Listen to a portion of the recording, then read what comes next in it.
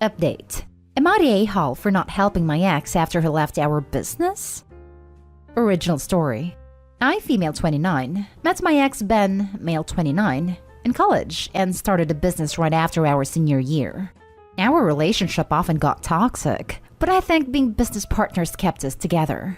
Eventually, our business started having financial troubles. Ben comes from wealth, so I asked him to get a loan from his parents, which he agreed to.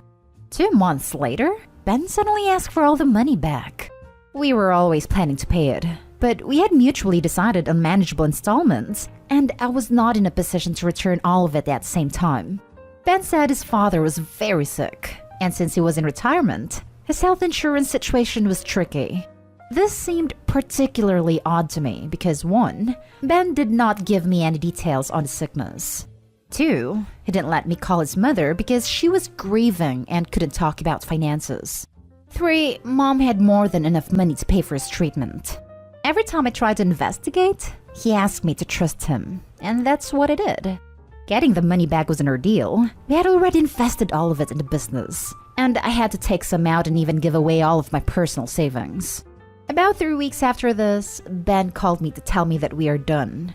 He also wanted out from the business, and the only other time I saw him was with lawyers when we were dividing our business assets and he was withdrawing his name from all of the official documents.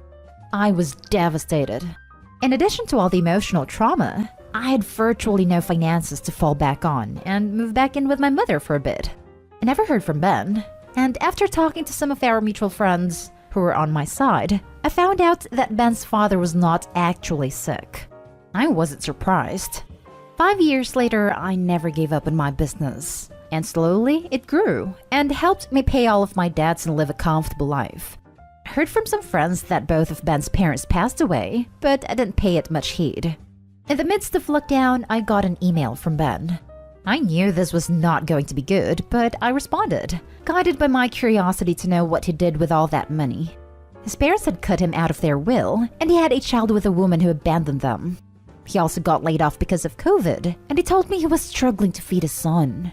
Told me that since he was instrumental to the business foundation, he deserved a cut from it now that it was successful. When I asked him about the money, he said his parents were pressuring him, which I did not believe. They were always on board with his frivolous purchases and knew me well enough to tell me if they wanted it back. I consulted my lawyer, who said Ben had no legal claims to the business. But when I told my best friend about it, she said that she was appalled by the fact that I didn't give it a second thought, especially because he was responsible for the business idea, and his initial investment was twice as much as mine. She thinks I'm an a-hole, so I'm here to find out. Now for the top comments before reading the update. That's a clear not an a-hole. Congratulations to you for persevering with the idea long enough to make it a success. Exactly. Very clear not an a-hole. No idea why any friend would suggest otherwise, actually. I met her through him. She says she has always liked me more and hasn't spoken to him since the debacle, but I don't know how true that is anymore. I mainly consulted her because she knew the entire story thoroughly, but now it seems like she has a massive conflict of interest. He lied about his father being sick. He is probably lying about the child. Do not let your friend guilt trip you. The guilt trip is spot on. My friend told me that since I struggled financially at some point, I should have empathy because he is in the same situation now. He hasn't changed, or he would have reached out to you to apologize at some point over the years. He's only reaching out because he wants money now. It's highly doubtful his parents didn't leave him money. He is a liar. If his son is hungry, there are tons of free programs for food during the pandemic. I get emails weekly from my kid's school about resources to free meals. Your best friend sucks. You are not the a-hole. You don't owe your ex at all. You did the work, so you get to reap the rewards. She usually tries to play the devil's advocate, but I think this time she took it too far. And now for the update. It's been some time since I posted this, but I wanted to thank all of you for steering me in a clear direction. The volume of responses was overwhelming, and I'm sorry for not getting back to all of you. Now for the update. My ex does really have the son, and I was able to verify this. I also found out that he wasn't cut out of his parents' will. The money simply just wasn't as much as he was expecting. Even though he did lose his job, He had a lot of fallback money. I also forgot an important detail in my first post. I recently did an interview in a local newspaper about my business, and my ex may have read that and found out that my business was doing well. Since I didn't need that money, my only explanation for why he reached out to me is that he felt entitled to my success and the money I made. Now about my friend. She admitted that he reached out to her before he emailed me, but later after some coaxing, she told me that they had been speaking casually for some years. I'm not the most confrontational person, so I cut her out of my life. And yesterday, I found out through Facebook that they're engaged. Well, one last thank you. I am admittedly a gullible person, and you all helped me not get played. Yesterday, I found out through Facebook that they're engaged. Oh, this actually made me chuckle. Sounds like they deserve each other. Choo-choo. Train wreck coming down the track. Congrats on the business success and in not getting sucked into their scam. Sounds like you've learned some valuable lessons, without too much long-term damage.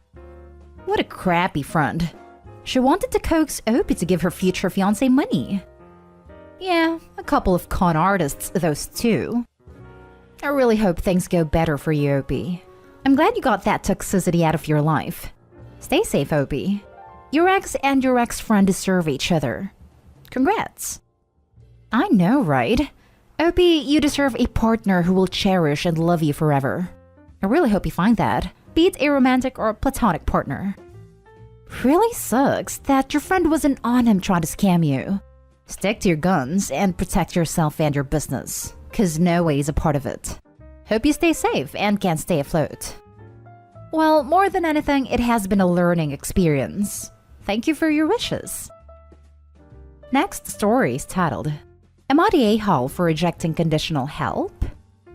My boyfriend, 26 male, and I, 26 female, have been together for about 3 years now. We spent the past year living together and watched his mom die of cancer. It was brutal, but I was always with him. We just got our own place. Boyfriend has an office job while my work is in flux. Moving without a secure job made me nervous, so boyfriend offered to pay more than half our rent. I didn't accept, so we didn't discuss it further.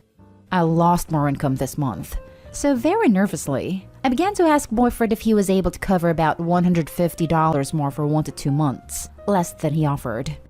I asked generally. He was tepid, but he said sure, he could help. The next morning, we fought, and related to finances. I was upset and took an hour walk. Long story, but boyfriend said that by being gone longer than 20 minutes, I wasn't respecting him. He said that now he thinks about it, he isn't comfortable helping me with rent. He brought it up again until I addressed the comment specifically. I told boyfriend that I thought this was an appropriate way and time in which to bring up sensitive logistics, and it felt manipulative. He told me his help is conditional, especially the money. He will not help me if I don't treat him well. The fact he offered to help me with rent in the past doesn't matter. He said he has money to spare, but the fact that I just assumed he had a comfortable income, or that he would help because he offered to help before, is disrespectful. He wanted me to know that his withdrawing of support is repercussion of my behavior / the argument. I told him I understood his discomfort and I'm sorry, but I won't rely on you for financial support if it's conditional. I can't rely on you if it means I walk in eggshells, anxious about fighting with you or upsetting you in case you withdraw help anytime we argue. I will pay my own way and figure it out.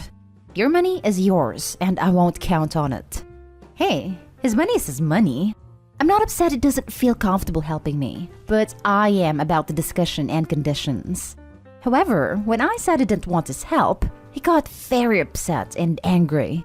He said that the only reason I felt trust had been broken was because I wasn't viewing things objectively, and if I was more empathetic, I would see that he was right. He yelled after me, "What? So you don't want my help at all anymore? Because if so, I'm going to backcharge you for half of your birthday, etc. Is that what you want? I want you to tell me before I tally everything up." I told him to stop goading me and leave me alone. Am I the a-hole for believing that after everything, his help shouldn't just be conditional? I'm not entitled to his money, never. But if he agrees to do something, isn't it wrong to make his help totally dependent on if he deems my behavior appropriate or respectful enough? Am I the a-hole for saying that I don't want to rely on him out of fear he'll resent his help if I step out of line? And I feel uncomfortable that he would leverage logistical aspects of our lives in unrelated arguments? Not the a-hole. It seems incredibly controlling and manipulative. Don't take his help under any conditions, and take steps to make sure he cannot financially control you in any way. I think you are spot on in seeing red flags here. And honestly, eventually everyone is in a position to need help. Maybe you should find a partner who you can be vulnerable to without fear of reprisals. Incredibly controlling. That's why he was so angry when she said she didn't want his help. Because he thought he had found a way to control her. Red flag galore. Agreed. And he still tried to find ways to hold it over her head by threatening to backcharge her for birthday gifts. What the actual hell? Not the hell. Literally explicitly told you that he plans to hold money over your head and use it to control your behavior and force you to act however he wants. Shy of actually standing in front of you and saying the words, "From this point on, I will be using my more secure financial position to financially mistreat you." There is no way he could make it any more clear that that's what he's doing. Yep, exactly what I was thinking. Pretty sure I first saw it on here, but when someone shows you who they are, believe them. Not a-hole. He's trying to financially control you. Stay independent and run from this relationship as fast as you can. If you have his child, you're screwed. It's scary how explicit he was about it. Like he told her he was going to financially abuse her. Usually it happens slowly over time, but he just came right out and said it. I hope he needs to get away from him as soon and as quietly as she can. That is so not okay. Now for the last story. Am I the a-hole for being upset my husband upgraded my engagement ring and changing it back? My husband and I didn't really have a spontaneous proposal. We just mutually agreed we wanted to get married on next date. I told him that for my engagement ring, I wanted to wear my late mom's. It's a simple gold band with a small diamond on its own. My husband wanted to add onto it and make it fancy, but I honestly loved it as is, and I'm not into big flashy jewelry. He reluctantly agreed and I started wearing it not long after. When it came to pick out wedding bands, I chose one similar to his, gold and not flashy. I could tell he was disappointed that I didn't want a traditional band. Fast forward 10 years and our anniversary was a couple of weeks ago. I can't wear jewelry at work and we have 3 young kids, so I tend to not wear my rings anymore unless we're going out to eat or there's a special occasion.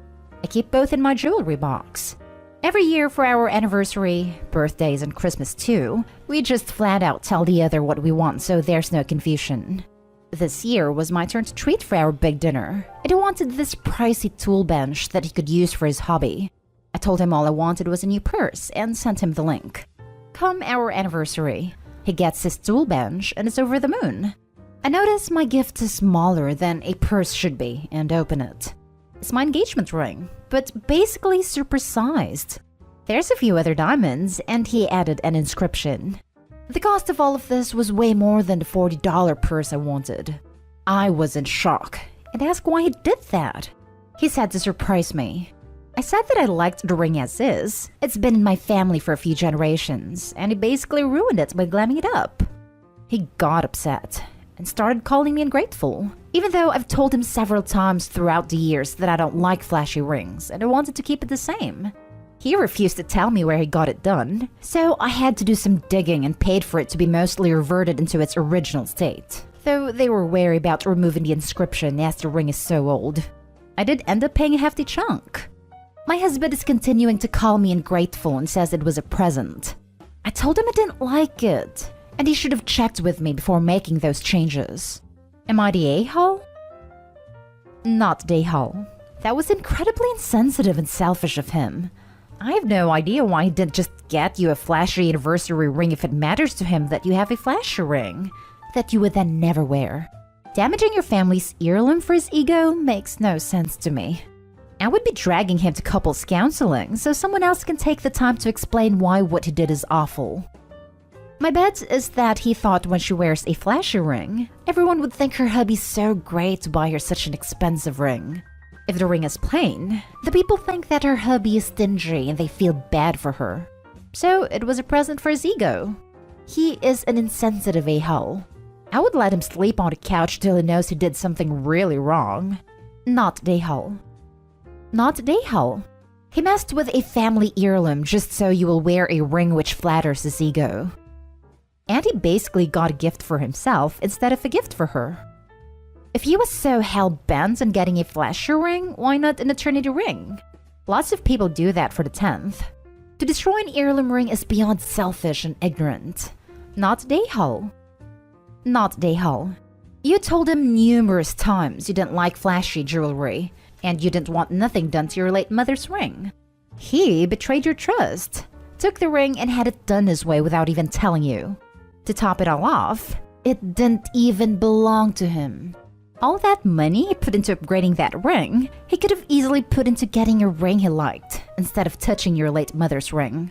That's the sole reason I'm furious for you, OP. He could have went and picked out any ring at the jewelry shop, but he took the one that meant the most to you and basically destroyed it in a sense, and you were lucky to have it restored.